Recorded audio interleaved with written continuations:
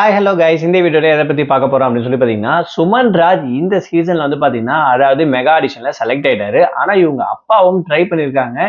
இவங்க தாத்தா ஒரு பெரிய விஷயத்தையே மாத்திருக்காங்க அப்படின்னு கூட சொல்லலாம். ஸோ அதுக்கான பின்னணிகள் என்னன்றதாங்க இந்த வீடியோல பார்க்க போறோம். நம்ம சேனல்ல ஃபர்ஸ்ட் டைம் பார்க்குற பர்சனா நீங்க இருந்தீங்கன்னா மறக்காம நம்ம சேனலை சப்ஸ்கிரைப் பண்ணிக்கோங்க. அப்பதான் நான் அடுத்தடுத்து போற வீடியோக்கான நோட்டிபிகேஷன்ஸ் அண்ட் பாப்அப்ஸ் வந்து உங்களுக்கு கண்டினியூஸா கிடைச்சிக்கிட்டே இருக்கும். அது மட்டும் இல்லாம இந்த வீடியோ பத்தி உங்களுக்கான கருத்துக்கள் ஏதாச்சும் இருந்துச்சுன்னா தாராளமா நீங்க கமெண்ட் பாக்ஸ்லயும் மென்ஷன் பண்ணாங்க. ஸோ ரீசெண்டா ஜீ தமிழ்ல ஸ்டார்ட் பண்ணிருக்கக்கூடிய one of the reality competition show அப்படின்னு சொல்லலாம். சரிகமப்பா லிட்டில் சாம்பியன் சீசன் 5 அப்படின்னு சொல்லக்கூடிய இந்த ஒரு சீசன் சொல்லலாம். ஸோ இது வந்து பாத்தீங்கன்னா நிறைய டிஸ்ட்ரிக்ட்ல இருந்து நிறைய ஸ்டேட்ல இருந்து பாத்தீங்கன்னா நிறைய குழந்தைகள் வந்து ஜாயின் பண்ணிட்டு இருக்காங்க. ரொம்பவே சூப்பரா பர்ஃபார்ம் பண்ணிட்டு இருக்காங்க அப்படின்னு கூட சொல்லலாம்.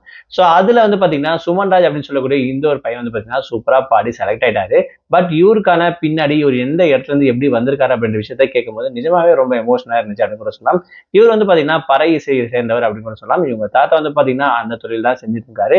பட் அவர் வச்சிருக்கக்கூடிய ஒரு மிகப்பெரிய ஸ்டெப் தான் இவருடைய பையன். அவருடைய பையன் இந்த தொழிலுக்குள்ள வரக்கூடாதுன்றதுக்காக அவர் நல்லா படிக்க வச்சு ஒரு நல்ல பிரைவேட் ஜாப்ல வந்து பாத்தீங்கன்னா உட்கார வச்சிருக்காரு. அந்த பெருமை இவருக்கு தான் சேரும் அப்படின்ற விஷயத்த தாராளமா 100% சொல்லாங்க. சோ அந்த வகையில வந்து பாத்தீங்கன்னா இவருடைய அப்பா அதாவது சுமன் ராஜோட அப்பா வந்து பாத்தீங்கன்னா இந்த சீசனை கிட்டத்தட்ட அப்பா சீனியர் சீசன் 3 சீசன் 4 சீசன் 5 அப்படின்னு சொல்லி இந்த எல்லா சீசனும் வந்து பாத்தீங்கன்னா அவர் வந்து ட்ரை பண்ணியிருக்காரு. பட் இருந்தாலும் அவரால் கிளிக் பண்ண முடியல.